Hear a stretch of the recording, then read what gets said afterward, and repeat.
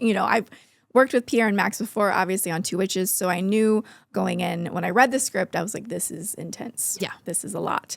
But I knew going in that they are the loveliest, kind filmmakers, and they would make the set so safe and comfortable. We're safe again, but safe for me to go to those places. Working with Sean O'Brien, who I'd worked with on The Veil before, who plays my dad, we have some intense scenes together. Very, very intense scenes. And knowing him before just made me feel comfortable knowing that he's respectful, he's kind, he's a generous actor. So it never felt on set, it never felt weird or uncomfortable.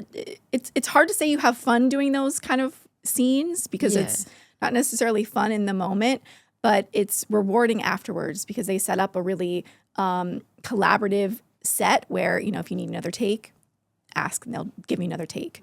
I'm sure at some point you'll bring up the booger, maybe. I don't know. Maybe if that stood out to you or not. There's a lot of things that stood out to me, but let's talk about the booger too. Yes. That came from another take. We had finished the scene. We were going to move on.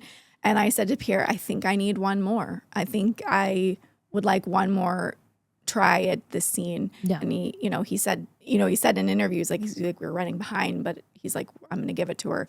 And that's where that came from because the prosthetic, all of the emotion, I literally physically couldn't breathe up. Yeah. So it just kept coming down.